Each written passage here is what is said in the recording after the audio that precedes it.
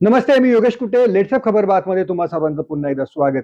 कोल्हापूर जिल्ह्यातील शेतकऱ्यांच्या आर्थिक नाड्या कोणत्या संस्थेच्या ताब्यात असतात? तर त्या संस्थेचं नाव आहे गोकुळ. म्हणजे कोल्हापूर जिल्हा सहकारी दूध उत्पादक संघ. या संस्थेची उलाढाल आहे तब्बल 4,000 कोटी रुपयांची. सभासद आहेत 6,000 आणि राज्याच्या मुख्यमंत्र्यापासून तर ते कोल्हापूरच्या प्रत्येक आमदाराचं लक्ष आता या गोकुळकडे लागलेलं आहे. त्याला कारणही तसंच घडलेलं आहे.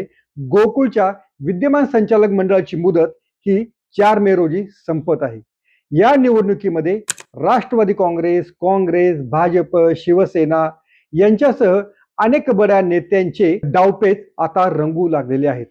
आता काय घडलेलं आहे की जी महायुती म्हणून भाजप, शिवसेना आणि राष्ट्रवादी काँग्रेस असे एकत्र आलेले आहेत, त्याच्यामध्ये सध्या तरी वरकरणी फूट पडल्याचं दिसून येत आहे.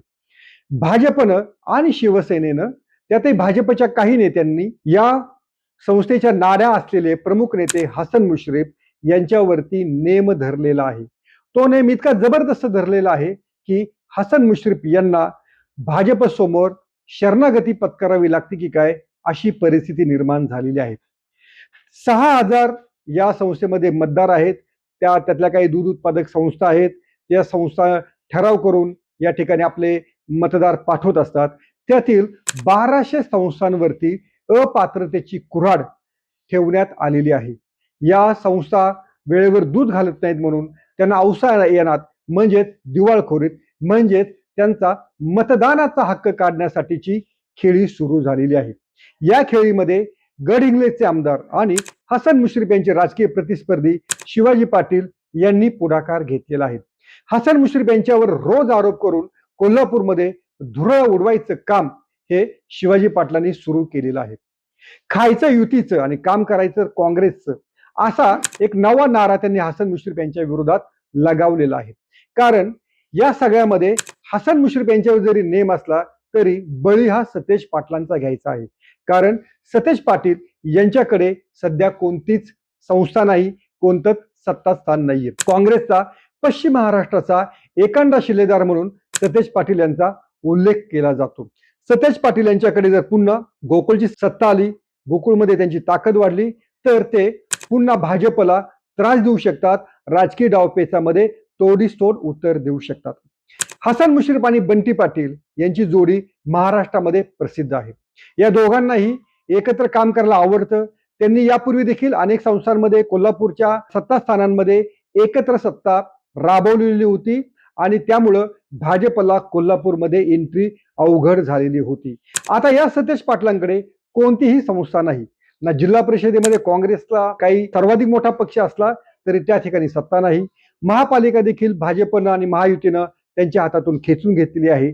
आता जी उरलेली जी त्यांची सत्ता आहे, जी मुश्रीफांसोबत त्यांची सत्ता आहे, ती गोकुळमधली पूर्णपणे घालवण्याचं काम आता भाजपनं हाती घेतलेलं आहे. त्यामुळेच कोल्हापूरमध्ये रोज नव्या आरोपांचा धुराळा हसन मुश्रीफ यांच्यावर होत आहे.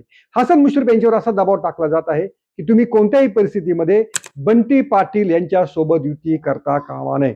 जर तुम्हाला युती करायची असेल तर ती तुम्हाला महायुती म्हणूनच यावं लागेल, भाजप सोबतच युती करावी लागेल. तुम्हाला माहिती आहे की कोल्हापूरमध्ये सतेज पाटील विरुद्ध महाडिक हे जे घराणं आहे यांच्यातलं राजकीय शत्रुत्व हे आता टोकाला पोहोचलेलं आहे. बंटी पाटील यांची जवळपास सगळी सत्तास्थानं ही महाडिक कुटुंबानं आता ताब्यातून काढून घेतलेली आहेत. याच बंटी पाटलांनी गेल्या निवडणुकीमधून महाडिकांकडनं गोकुळची सत्ता ताब्यात घेतलेली होती. त्याचा वचपा आता महाडिकांना काढायचा आहे. त्यासाठी गोकुळमधले अधिकारी बदलण्यात आले. गोकुळ आणि गोकुळच्या मतदारांच्या बाबत कोर्टामध्ये याचिका दाखल करण्यात आलेल्या आहेत. गोकुळवरती रोज आरोप होत आहेत. एवढंच नाही तर गोकुळमधल्या काही बहादर संचालकांनी आपल्या संस्थेतले काही कर्मचारी हे खाजगी कामासाठी नेमलेले होते, त्यांच्यावर देखील आता दट्ट्या लावण्यात आलेला आहे. या साऱ्या बाबींमुळे कोल्हापूरचं राजकारण ढवळून निघालेलं आहे. बंटी पाटील आणि हसन मुश्रीफ यांना कोणत्याही परिस्थितीमध्ये एकत्र न येऊ देण्याचा चंग आता भाजपनं बांधलेला आहे आणि त्यामुळेच खुद्द देवेंद्र फडणवीस यांनी देखील हसन मुश्रीफ यांना योग्य तो संदेश दिलेला आहे. जर तुम्ही आमच्या सोबत आला नाहीत तर गोकुळवरती प्रशासक नेमण्याच्या देखील हालचाली सरकारनं सुरू केलेल्या आहेत. जे सहकार खातं राष्ट्रवादी काँग्रेसकडे आहे त्या खात्याचे मंत्री बाळासाहेब पाटील हे देखील भाजपच्या रणनीती पुढे हतबल झालेले आहेत. भाजप जे म्हणेल तेच त्यांना करावं लागत आहे. अजित पवार यांची उणीव राष्ट्रवादीच्या नेत्यांना या निमित्तानं वारंवार जाणवत आहे. भाजपनं गोकुळच्या राजकारणात सध्या तरी मुश्रीफांना चेपण्याचं काम सुरू केलेलं आहे.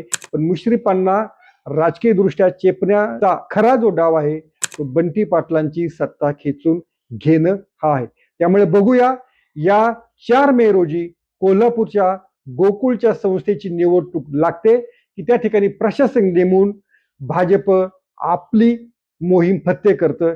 पुढच्या काही दिवसात कळेल. तोपर्यंत पाहत राहा लेट्स अप मराठी.